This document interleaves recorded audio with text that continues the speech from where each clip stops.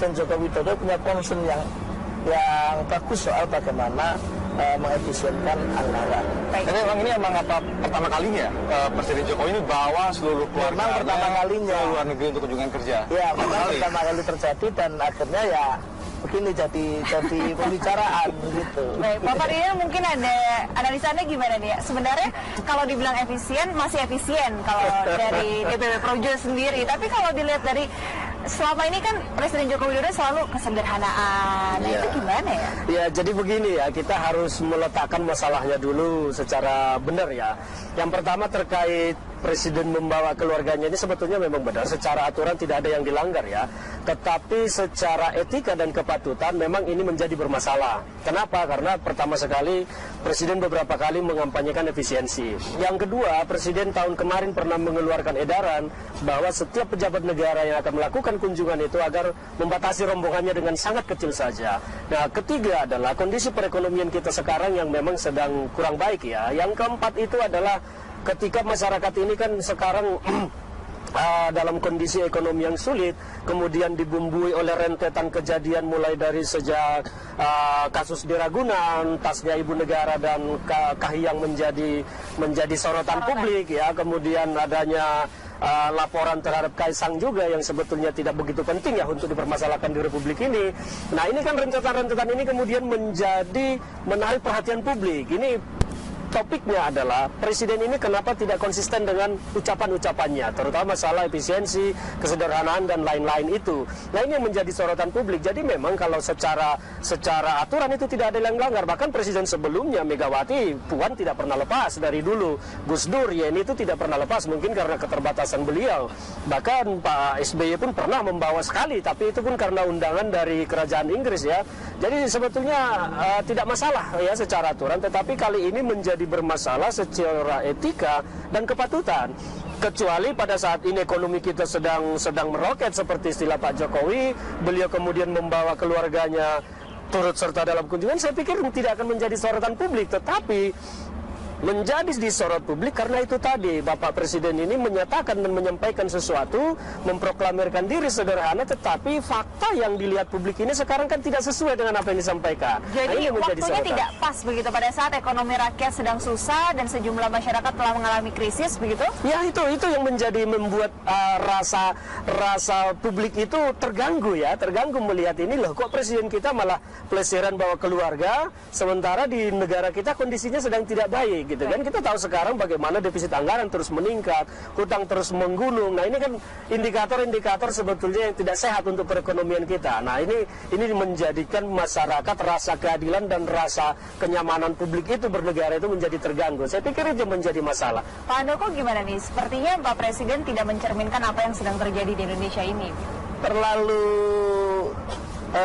dini mungkin mengatakan Presiden kita ini kemudian menjadi dalam artian tidak sederhana, tidak memahami apa yang terjadi di nasional ini, situasi rakyat, hanya dengan parameter dia membawa rombongan keluarganya untuk satu kali kunjungan ini. Saya pikir itu terlalu berlebihan kita kemudian nilai dibandingkan dengan apa yang ditunjukkan oleh Presiden selama ini. Oke, Pak, Presiden yang mana nih, Mas? Banyak Presiden kita sebelumnya. Oh iya kan, gitu kan. Iya. Apakah Presiden juga mempertimbangkan hal tersebut sebelum dia membawa keluarganya untuk berangkat ke luar negeri? Parameter-parameter seperti yang disebutkan seperti kondisi ekonomi saat ini. Apakah itu dipertimbangkan juga oleh Presiden? Pasti jadi pertimbangan. Makanya saya bilang tadi, saya dengar info, tapi ini bukan kapasitas saya untuk mengatakan bahwa kalau memang benar ada undangan dari pemerintah sana, tapi ada info ke saya dan itu nanti mungkin dari pihak istana lah yang akan menjelaskan secara detail ya. Pasti Presiden melakukan pertimbangan-pertimbangan seperti itu. Apalagi Presiden Joko Widodo ini punya concern yang kita sudah tahu punya concern yang sangat baik terhadap rakyat, terhadap bagaimana kondisi rakyatnya seperti itu. Jadi saya pikir terlalu dini, terlalu naif lah kita bilang presiden Ya, kemudian mungkin mengingkari. nggak bisa juga kita sebut terlalu naif ya, karena ini kan perasaan publik ya, perasaan rasa keadilan masyarakat. Karena hampir semua ini sekarang kan kita ini sering turun ke bawah ya. Memang di masyarakat kita itu sedang terjadi gejolak sosial ya, tanda-tanda gejolak sosial mulai terjadi karena apa? Subsidi dicabut nih, subsidi dicabut, listrik, mulai ini pun gas sebentar lagi akan dikurangi dan segala macam ini kan mengakibatkan rasa keadilan sosial masyarakat itu terganggu ketika hak masyarakat diambil tetapi presidennya bawa keluarga jalan-jalan. Nah ini yang menjadi perhatian publik. Mestinya sebetulnya Pak Jokowi harus agak-agak sensitif ya di dalam masalah ini. Bagaimana supaya masyarakat itu tidak terganggu rasa keadilannya.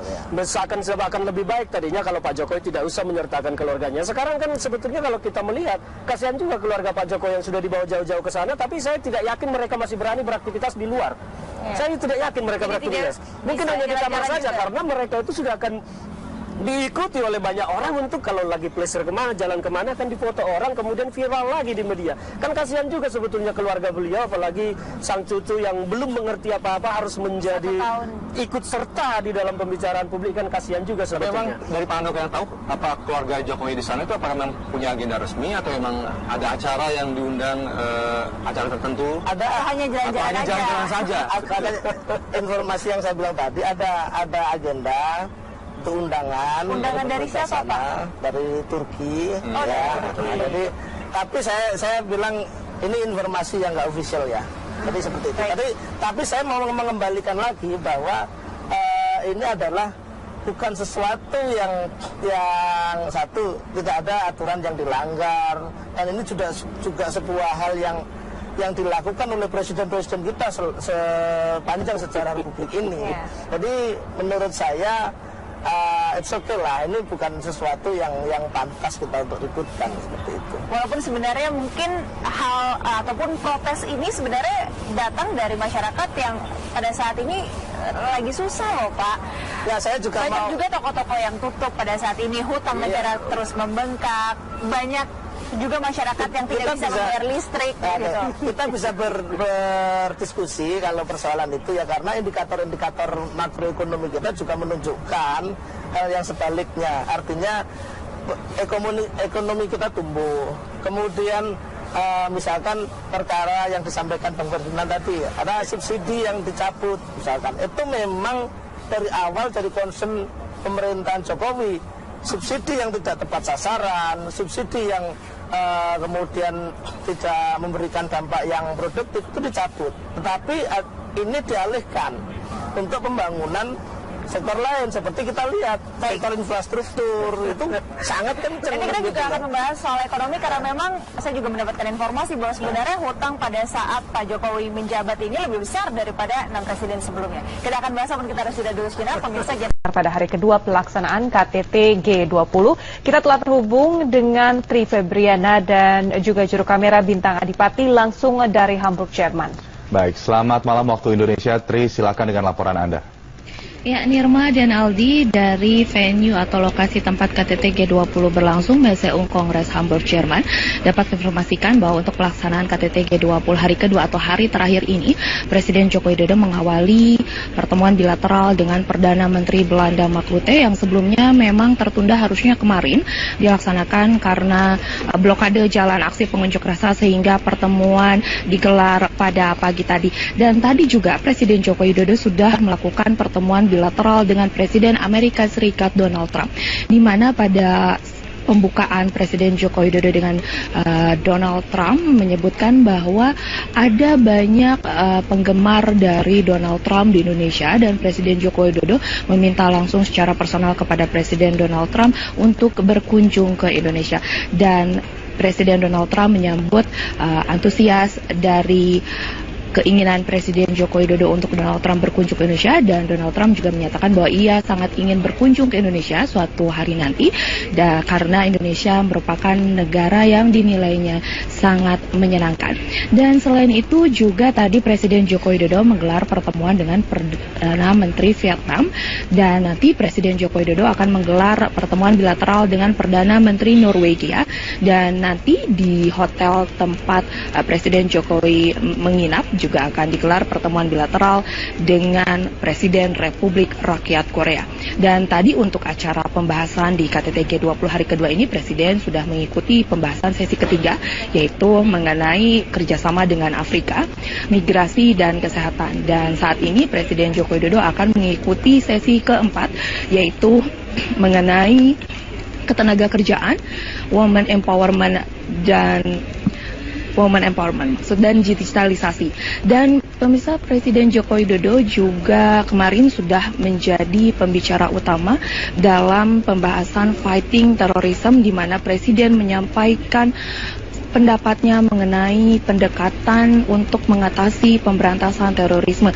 Presiden Joko Widodo memaparkan pendekatan tidak hanya dilakukan secara hard power tetapi juga dengan soft power, di mana untuk pemberantasan terorisme dapat bisa terwujud. Dan Presiden Joko Widodo juga mengajak seluruh negara anggota G20 untuk bersama memerangi terorisme. Dan juga Presiden Joko Widodo dalam kesempatan tersebut juga memaparkan mengenai aliran dana dan juga program deradikalisasi yang menurut Presiden Joko Widodo untuk pemerintah Indonesia sangat tepat dilakukan karena dapat meminimalisir para mantan teroris untuk kembali ke jaringan. Dan selain itu untuk isu perubahan iklim, Presiden Joko Widodo juga menyatakan sudah berupaya untuk mencegah kebakaran hutan dan membentuk badan restorasi gambut. Sementara untuk di bidang ekonomi, Presiden Joko Widodo menyatakan pemerintah sedang fokus pada reformasi perpajakan. Dan untuk pembangunan ekonomi berkelanjutan, Presiden Joko Widodo sudah menandatangani Perpres mengenai SDGs dan juga komitmen dari Paris Agreement. Dan Paris Agreement ini memang yang sangat dibahas lebih jauh di KTT G20 ini dan menjadi topik teratas untuk pembahasannya. Dan juga mengenai energi terbarukan juga menjadi topik teratas yang dibahas dalam KTT G20 ini. Untuk Indonesia sendiri sudah menggunakan energi terbarukan biofuels dan mengurangi sampah hingga 30%, yaitu sampah plastik. Dan 2025 Presiden Joko Widodo juga menargetkan untuk pengurangan sampah di laut. Dan pemirsa, untuk konklusi atau kesimpulan dari KTT G20 ini nanti akan digelar pada pukul 15 waktu Hamburg, dan Presiden Joko Widodo akan bertolak atau kembali ke tanah air pada pukul 18 waktu Hamburg. Dan pemirsa, demikian dapat kami sampaikan dari venue atau lokasi tempat KTT G20 berlangsung, Meseung Kongres. Kini kita kembali ke studio. Baik, terima kasih Tri Febriana dan juru kamera Bintang Adipati melaporkan langsung dari Hamburg, Jerman untuk KTT G20. Joko Widodo melakukan pertemuan bilateral dengan Presiden Amerika Serikat Donald Trump di sela gelaran KTT G20 hari ini. Presiden Joko Widodo menyampaikan secara langsung undangan kepada Presiden Trump untuk berkunjung ke Indonesia. Presiden Joko Widodo di sela pembahasan sesi 3 tentang kerjasama Afrika, migrasi dan kesehatan menggelar pertemuan bilateral dengan Presiden Amerika Serikat Donald Trump. Di awal pembicaraan, Presiden Joko Widodo mengungkapkan Indonesia memiliki jutaan penggemar Presiden Amerika Serikat Donald Trump. Karenanya Presiden menanyakan langsung kepada Trump untuk berkunjung ke Indonesia. Trump menyambut antusias pertanyaan Presiden Jokowi itu dan mengungkapkan akan berkunjung ke Indonesia. President Pence underlined the commitment of the USA to strengthen the strategic partnership with Indonesia. From our perspective, this visit was very, very successful. So once again, thank you. A country that is doing extremely well, and I would imagine a big part of that is leadership. Do you agree with that? We've become friends, and we're going to be doing a lot of deals together, trade deals. We have our whole trade delegation here, and we will start doing a lot of trading with Indonesia. We do very little business relatively now, but we are going to do a lot of business. So, Mr. President, we don't know that. Presiden juga mengungkapkan ingin meningkatkan kerjasama dan hubungan baik antara Indonesia dan Amerika Serikat. Saudara, Indonesia dan Belanda akan meningkatkan ke bidang ekonomi dan penanggulangan terorisme. Belanda merupakan mitra penting Indonesia dalam perdagangan dan investasi di Eropa. Di sela pertemuan KTT G20 di Hamburg, Jerman, Presiden Joko Widodo menggelar serangkaian pertemuan bilateral dengan kepala negara sahabat. Pada hari ketiganya di Hamburg, Presiden bertemu dengan Perdana Menteri Belanda, Mark Rutte. Dalam pertemuan tersebut, kedua kepala pemerintahan membicarakan peningkatan kerjasama, khususnya pada bidang ekonomi dan penanggulangan terorisme. Menurut Presiden, sebagai mitra penting Indonesia di Eropa, tren perdagangan dengan Belanda mengalami penurunan. Karenanya perlu kerja keras untuk mewujudkan tren positif, diantaranya dengan menyelesaikan negosiasi Indonesia-Uni Eropa, kerjasama kemitraan ekonomi komprehensif. Indonesia juga fokus pada masalah ekspor sawit Indonesia yang saat ini terus mengalami kampanye negatif di Eropa. Kepada PM Rutte, Presiden Jokowi meminta agar Belanda dalam memperlakukan ekspor sawit Indonesia secara fair ke Eropa. Sementara terkait penanganan terorisme, Presiden mencatat semakin maraknya radikalisme dan aksi teror di seluruh dunia, termasuk Asia dan Eropa. Serangan di Marawi merupakan contoh nyata penyebaran ideologi radikal. Sebagai upaya antisipasi, Indonesia bersama Malaysia dan Filipina telah menyatukan langkah dan bekerja sama dalam memberantas terorisme. Presiden Jokowi juga mengingatkan masalah financing merupakan masalah yang cukup serius. Karenanya Indonesia dan Belanda harus meningkatkan kerjasama untuk menghentikan pendanaan bagi gerakan radikal dan terorisme. Sementara itu kerjasama antara Indonesia dan Australia akan terus ditingkatkan. Kedua negara sepakat untuk mendorong agar negosiasi Indonesia-Australia Comprehensive Partnership Agreement dapat diselesaikan pada akhir tahun 2017 mendatang. Untuk mewujudkan rencana tersebut, Indonesia dan Australia mengintensifkan pembahasan. Usai mendampingi Presiden Joko Widodo dalam pertemuan bilateral dengan Perdana Menteri Australia Malcolm Turnbull pada Jumat 7 Juli 2017 waktu setempat di Hotel Stegenberger, Hamburg, Jerman, Menteri Luar Negeri Retno Marsudi menyampaikan kedua negara telah mengintensifkan pembahasan hingga sebanyak 7 kali dan terus dilakukan hingga saat ini. Hal lain yang terus dibahas dalam pertemuan tersebut adalah mengenai persoalan terorisme yang saat ini telah menjadi ancaman global. Australia sendiri memberikan apresiasi atas peran aktif Indonesia di kancah internasional dalam penanggulangan terorisme ini. Oleh karena itu, Indonesia juga akan mengajak negara-negara sahabat di subkawasan untuk ikut berperan aktif dalam penanggulangan terorisme. Negara-negara tersebut diantaranya adalah Selandia Baru, Malaysia, Filipina, dan Brunei Darussalam. Saudara, Indonesia menyampaikan komitmen tinggi pada pelaksanaan Agenda 2030. Presiden telah melakukan berbagai langkah untuk komitmen Agenda 2030 dengan ditandatanganinya peraturan Presiden dan membentuk Tim Koordinasi Nasional Pembangunan Ekonomi Berkelanjutan yang berwawasan lingkungan. Saat berbicara pada sesi kedua KTT G20, Presiden Joko Widodo mengusung dua tema sekaligus, yaitu tentang perdagangan global dan pertumbuhan serta pembangunan berkelanjutan, perubahan iklim dan ketahanan energi. Pada pembangunan berkelanjutan, Presiden menyampaikan komitmen tinggi dalam pelaksanaan Agenda 2030 dengan telah ditandatanganinya peraturan Presiden dan membentuk Tim Koordinasi Nasional bagi implementasi pembangunan ekonomi berkelanjutan berwawasan lingkungan. Indonesia juga akan menggunakan forum PBB melaporkan implementasi Agenda 2030 melalui Voluntary National Review.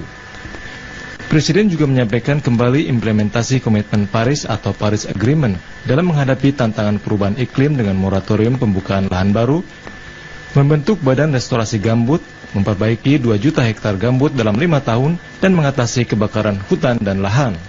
Selain itu, Indonesia juga melakukan pengurangan sampah 30% pada tahun 2025 dan menetapkan target mengurangi sampah plastik laut sebesar 70% hingga tahun 2025. Indonesia juga memiliki komitmen besar dalam porsi energi terbarukan dan meningkatkan penggunaan biofuels. Presiden juga menegaskan negara-negara G20 tidak boleh mundur dari komitmen Agenda 2030 tentang pengendalian perubahan iklim dan transisi energi. Saudara, di sela KTT G20